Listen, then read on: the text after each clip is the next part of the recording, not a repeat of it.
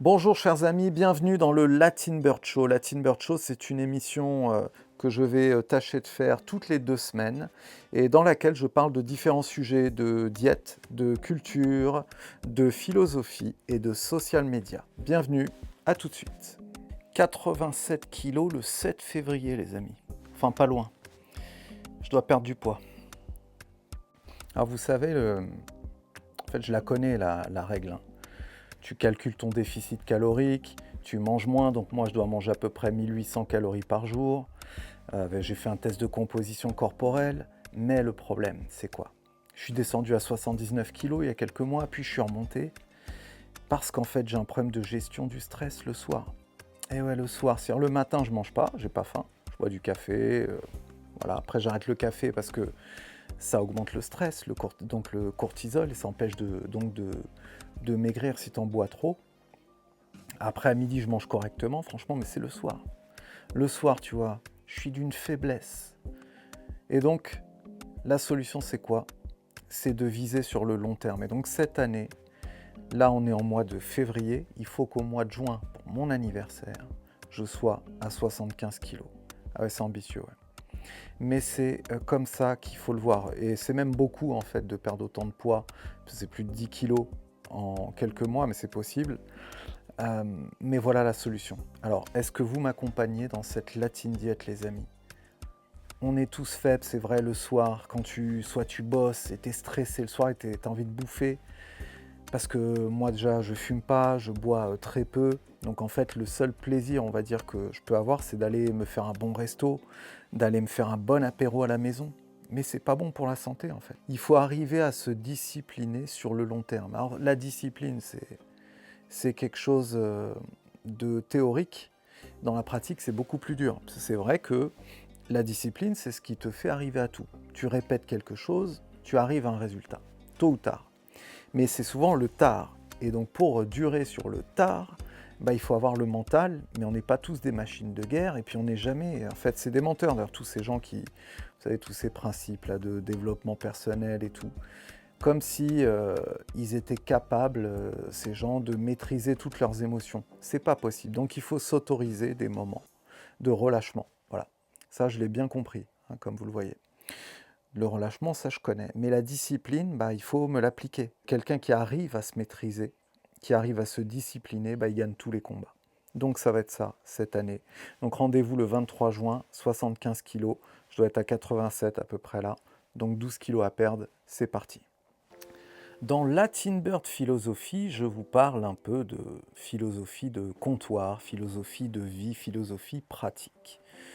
Du haut de mes 47 ans, bientôt 48, j'arrive à comprendre des choses, même si j'ai du mal à me l'appliquer, comme voilà, pour la diète, c'est un exemple parmi tant d'autres.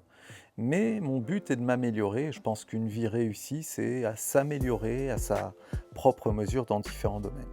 Je suis parti à Venise il y a quelque temps et j'ai visité la prison où Casanova, le grand séducteur, a été emprisonné. Je connaissais pas bien cette histoire et en fait, il a été emprisonné pendant plus d'1 an dans cette prison, la prison des Plombs, vous savez, sur la place San Marco, et il a réussi à s'enfuir.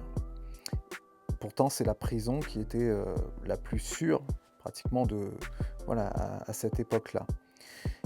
Eh bien, si je fais un parallèle avec la vie qu'on a au quotidien, nous tous, êtres humains, je dirais que Casanova, il a réussi quelque chose. Je lis justement, il a écrit ses mémoires quand il s'est échappé.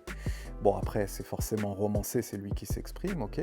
Mais il dit des choses intéressantes et on voit bien que un homme, en fait, une femme, a besoin d'un plan dans sa tête, a besoin d'une vision pour pouvoir réussir à faire quelque chose. Et à un moment, il le dit dans ses écrits. Il a dit, la personne qui vraiment veut quelque chose, qui la visualise, qui visualise cette réussite, peut y arriver. Et il a réussi à s'échapper en séduisant le gardien, enfin lui, en l'amadouant quelque part. Il avait un plan, il l'a étudié. Donc vous voyez, en fait, tout se passe en fait à l'intérieur de notre esprit.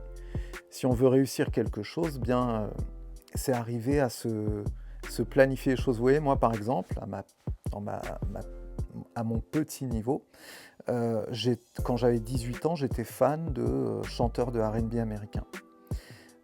J'habitais Besançon, il y avait pas les réseaux sociaux, donc c'était impossible en fait de les atteindre, ces gens-là. Les chanteurs de R&B américains qui en plus faisaient rêver le monde entier dans les années 90. C'était l'époque où il y avait Michael Jordan dans le basket et il y avait des groupes comme Joe Desi, Boyz II Men, 112 qui faisaient rêver des jeunes comme moi en banlieue parisienne. Mon plan, ça a été qu'un jour je me voyais chanter avec eux.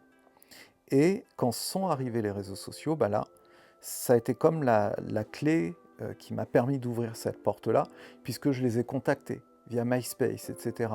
Alors au préalable, je m'étais dit, il faut que je fasse des chansons moi-même pour leur montrer que je suis capable de faire des choses. Et puis finalement, j'ai comme ça pu signer sur le label d'un de ces chanteurs-là, c'était Smoke du groupe Playa, Drouil. Puis après, en fait, grâce à ces duos avec lui, j'ai pu enchaîner en faisant des duos avec d'autres. J'avais une liste en fait. Et ma liste, c'était comme si je la barrais à chaque fois. Et voilà, ça, donc, c'est parce que je l'ai visualisé à un moment. C'est parce qu'à un moment, je me suis dit, c'est possible. Pourtant, personne n'aurait misé sur moi. Il y a même des gens qui ne me croient pas. Quand je parle de ces duos, ils sont sur Spotify. Il suffit d'aller regarder. Donc, visualiser quelque chose. Et voilà, et Casanova, c'est un peu le message que je voulais vous donner dans cette Latin Bird philosophie.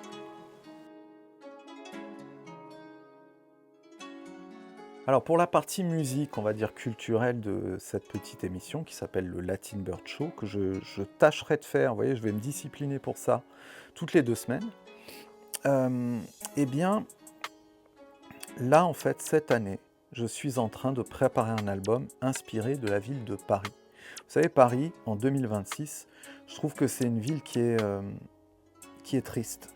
C'est une ville qui sombre, que ce soit dans la saleté. Les gens sont de moins en moins respectueux dans la rue. Et pourtant, subsiste la beauté du décor. C'est vrai que quand on passe à Notre-Dame, Luxembourg, Saint-Michel, quand on va dans le 18e, etc., on voit des beaux coins, on voit des très beaux coins. Alors moi, je ne suis pas du tout fan du Paris. Tout ce qui est haussmannien, j'aime moins. Mais c'est vrai que c'est joli aussi. En tout cas, c'est une ville inspirante parce que elle contient l'histoire. Vous voyez, il y a peu de villes comme ça qui contiennent l'histoire. Il doit y avoir Istanbul, j'ai pas été. Il y a bien sûr Rome et Paris. Paris porte l'histoire. Paris, c'est... Vous savez, quand je me balade, des fois, j'aime aller me balader dans le 5e, sur les ponts près de Notre-Dame. Et c'est vrai que j'entends, c'est comme si on entendait les poètes de l'époque, les écrivains, les grands films aussi.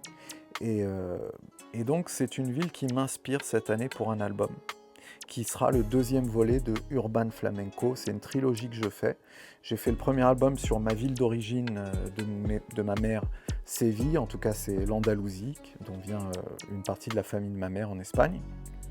Donc ça, j'ai fait l'album, volume 1, qui est sur Spotify. Là, cette année, c'est Paris. Et l'année prochaine, je vous dévoilerai où ce sera. Bon, je peux déjà vous le faire un petit peu. C'est l'Italie, en tout cas, parce que c'est les origines de mon père. Et donc, cette année, c'est Paris qui m'inspire. Et je vais sortir des singles inspirés de ma vie à Paris, parce que je vis à Paris. Je suis français. Je vois, pour moi, une régression dans cette ville. Et j'aimerais aussi qu'elle soit sauvée. J'aimerais que la culture l'emporte. Que les belles paroles l'emportent, que l'amour l'emporte. Paris, c'est la capitale de l'amour à la base. Et aujourd'hui, on a l'impression que l'amour n'existe plus. Donc, c'est toutes ces thématiques que je vais exprimer dans cet album. Voilà. Il y aura un single tous les mois, toutes les 5 semaines à peu près. Voilà, chers amis. Alors la rubrique Social Media Tips, en fait, je vous parle de ce que je fais au quotidien, c'est-à-dire que moi j'accompagne des entreprises, des gens sur les réseaux sociaux depuis plus de 15 ans via ma boîte qui maintenant s'appelle Latinbird, latinbird.fr pour aller voir le site. Et là, je voulais vous dire une chose, je pense qu'il y a de la place pour un nouveau réseau social.